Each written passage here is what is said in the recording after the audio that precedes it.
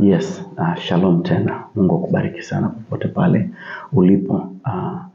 Leo nataka nizungumze tena juu ya jambo la kiroho. Kama unavyoelewa, nimekuwa nikieleza sana juu ya mambo ya kiroho na nimekuwa nikieleza pia kwa habari ya ndoto. Leo sitaeleza sana kwa habari ya ndoto, badala yake nitaeleza kwa habari ya jambo la kiroho ambalo linaweza likakusaidia sana kama utakuwa makini. You see, maandiko yanatuambia watu wangu wanaangamizwa kwa kukosa maarifa. Maarifa ni utambuzi, ni uelewa, ni ufahamu wa kitu fulani ulichonacho, ni umakini wa kitu fulani ulio nao. Kwa maana hiyo, kwa kutambua jambo, kwa kuwa na umakini juu ya kitu fulani, unaweza usiangamie. Manake unaweza usijikute kwenye mateso, unaweza usijikute kwenye stagnation, unaweza usijikute kwenye matatizo unaopitia leo. Ni pale ambapo unakuwa na ufahamu juu ya jambo fulani, utambuzi juu ya jambo fulani.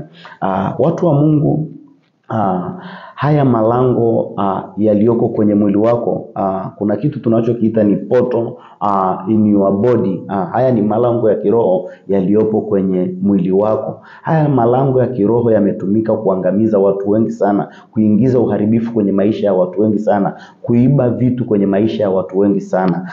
Haya malango nitakayoyataja, kuwa makini sana. Usiruhusu mtu yoyote ashike haya malango yanayohusiana na mwili wako. Haya ni malango ya kiroho kwenye mwili wako. Moja ni your head. Watu wa Mungu, kichwa chako ni simbo ya hatima yako na ni simbo ya utukufu wako. Usiruhusu mtu yoyote au kitu chochote kile usichokuwa familia nacho, mtu yote usiyekuwa familia naye, usiyemjua vizuri hali yake ya kiroho ikoje, usimruhusu mtu huyo awe na access kwenye kichwa chako. Kwenye kichwa chako kuna utukufu wako na ni ishara ya hatima yako.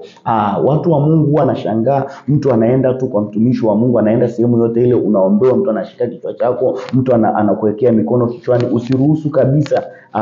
Ningeshauri sana, mtu ambaye pekee unaweza ukamruhusu akashika kichwa chako ni mzazi wako au mtu wako wa kiroho unayemwamini sana. Mruhusu mtu huyo aweze kushika kichwa chako, kwa sababu kichwa chako ni mlango wa kiroho kwa ajili ya kwenda kwenye hatima yako, na ni mlango wa kiroho kwa ajili ya utukufu wako.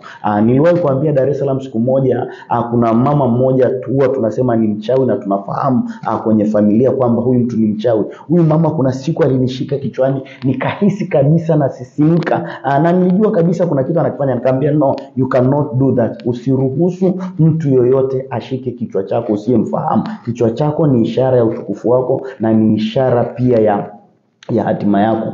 Watu wengi wameota ananyolewa nywele, wanafanywa vitu vibaya kwenye kichwa chako. Don't allow anybody to touch your head, otherwise mtu huyo unamwamini kwa sehemu kubwa sana. Nilishaeleza pia kipindi cha nyuma namna ambavyo wanaume wengi wameibua ufahamu wao na wapenzi wao, wale wanaotumia nguvu za giza. Nikasema hapa ni pale ambapo unakuta mwanaume anafanya tendo la ndoa na mwanamke ambaye aidha ametoka kwa waganga, kwa wachai, unasikia anapapasa kichwa chako au anapapasa nywele zako. Kuna kitu cha kiroho anaiba, anakamata ufahamu wako. Wanaume wengi wamekamata ufahamu wao pia kwa kutumia vichwa vyao na nywele zao. Lango la pili ambalo ni la muhimu sana, ambalo liko kwenye mwili wako, ni your forehead. Ili upaji wa uso huu. Watu wa Mungu, don't allow anybody to touch your forehead. Usiruhusu kabisa mtu yoyote usiyemfahamu aguse huu upaji wa uso. Paji la uso ni mlango wa kiroho kwa ajili ya nafsi ya mtu. Ndani ya nafsi yako ndiko kuna mafanikio yako, ndiko kuna nyota yako, ndiko kuna utukufu wako, ndiko kuna vile vitu vyako vya thamani. Mtu yoyote anayetaka kwenda kwenye nafsi yako anapitia kwenye hii forehead. Ndio maana hata wakati mwingine watumishi unaona tunawaombea watu kwa kuwekea mikono hapa kwenye paji la uso. Ile ni direct, tunaenda kwenye nafsi zao. Usiruhusu mtu yoyote yule usiyemjua hali yake ya kiroho, usiyejua yukoje, aguse hili paji lako la uso. Don't allow that at all. Nasema tena, usiruhusu kabisa. Ukiruhusu mtu anaingia kwenye nafsi yako kuna mafanikio yako, anaanza kuiba vile vitu vilivyoko kwenye nafsi yako.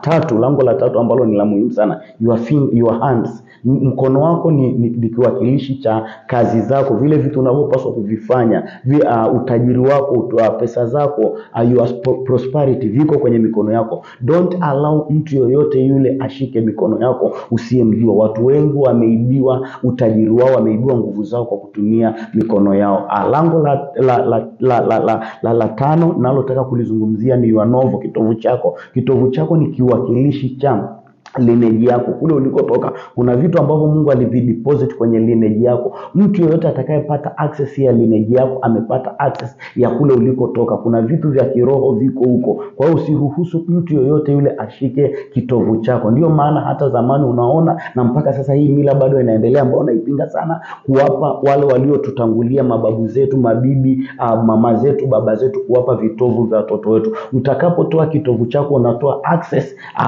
kwa kizazi chako, kwa lineage yako, na kwenye lineage kuna vitu ambavyo Mungu amevideposit huko, ni kwa ajili ya hicho kizazi tu. Don't allow kabisa. Lango la tano ni your feet. Watu wa Mungu, your feet is a symbol of your miguu yako ni simbo ya mamlaka yako, ni simbo ya umiliki wako. Vile vitu vyote ambavyo unapaswa kuvimiliki viko kwenye miguu yako. Usiruhusu kabisa mtu yoyote achukue miguu yako. Ndio maana wakati mwingine pia miguu yako ni ishara ya kule unakopaswa kwenda.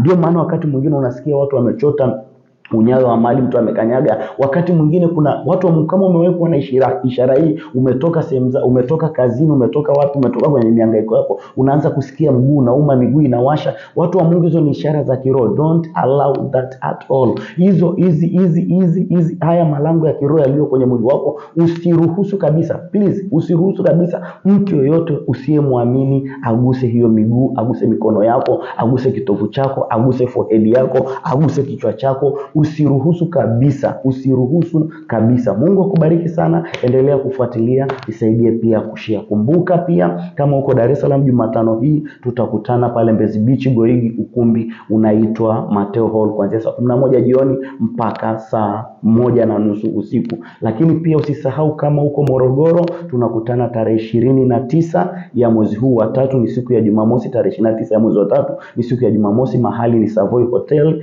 kuanzia saa 6 mchana mpaka saa 12 jioni.